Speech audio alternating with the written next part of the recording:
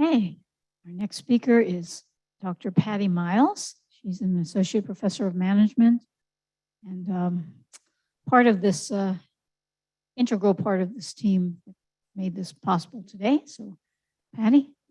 Wow, considering I speak for a living, you'd think this would be easy, but it's really not.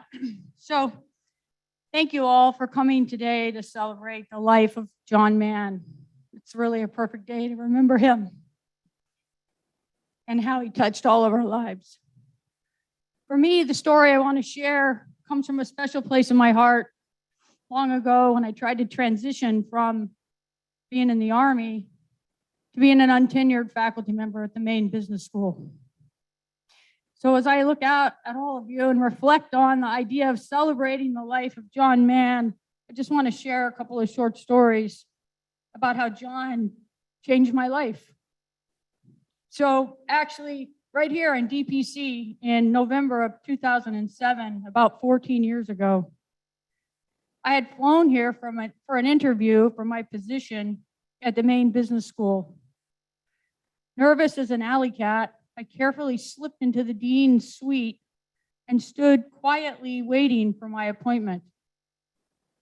About the time my palms were really sweaty and I felt totally out of my element, standing in a suit and uncomfortable shoes, a woman, who I later learned was the associate dean, wandered into the suite carrying a briefcase, a hockey stick, and a violin, and quickly ushered me into her office to begin this interview. But then as I settled just a little, the room began to fill with this off-key singing and laughter and something else I couldn't quite capture with words. And it must have been the quizzical look on my face, because the associate dean said to me without being prompt, "Oh, don't mind him. That's the dean. He's just really animated, a little loud, but he is really a sweet man." And boy, she could not have been more correct. So this was my introduction to the person who later made me an offer that would change my life.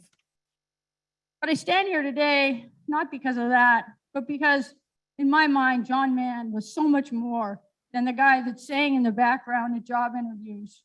John filled the room with this broad and kind spirit. And I felt pretty darn certain that we might not be able to hear him sing right now, but I bet every one of us can feel his life and his smile right here, right now. You see, so I don't say this lightly, but I want the world to know really that John really did change my life, and I will always be thankful. He influenced my thinking, he shaped the landscape of the world that he touched, and he made a difference in people's lives, mine included. You see, John chose me.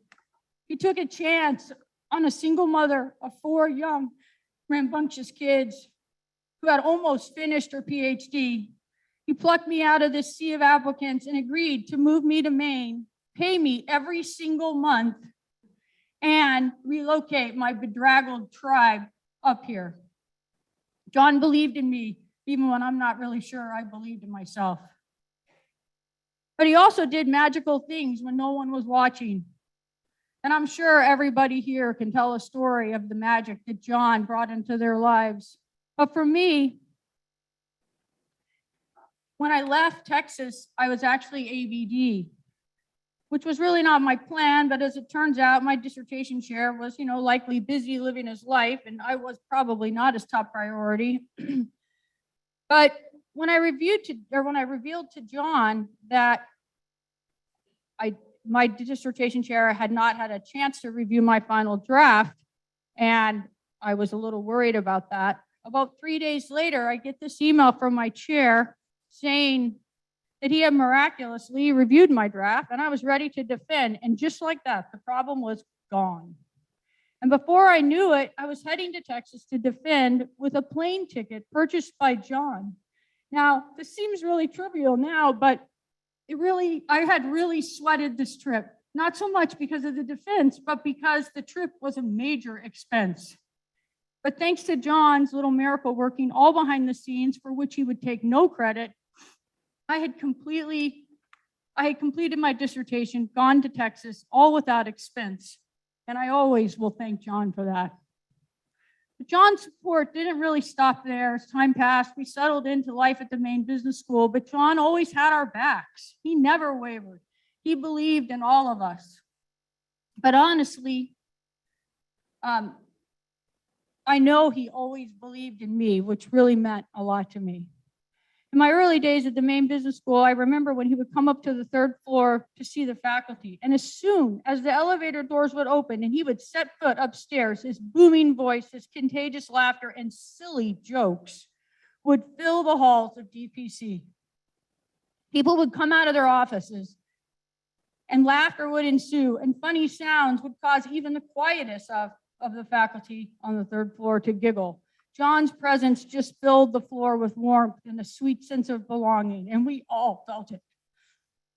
Sometimes on Friday afternoons, when we would hear the main band playing in the quad as they prepared for a football game, he would thunder onto the third floor, storm into my office, and shoo me out, saying, "Go home, see your kids." And sometimes I would, sometimes I didn't. But what I learned from John was to pay it forward. So while I enjoyed his crazy humor, what I respected most about John is he had this way of seeing into the future of people's lives. From my little window on the world, he always seemed to be paying it forward in his own way. He took the time to talk to the people that needed a kind word. He took the time to help people figure out problems. He spent Saturday mornings with young faculty trying to reframe research papers, and he even offered his house near Sugarloaf to the families of the Maine Business School. But you know, he had this an amazing way of accepting all people and taking in stride their quirky personalities and teaching me to hold on to only the best parts of everyone. He once told me, "The world can be a better place if each one of us takes responsibility for ourselves and those closest to us, and if each of us cares." What a perspective. So as I look at you today, I just have to say that John Mann really mattered to me.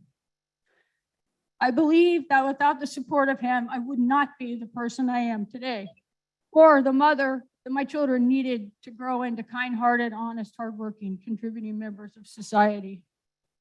And in closing, I want to say that John Mann just really wasn't the dean and my colleague. He changed my life, and I will be thankful forever.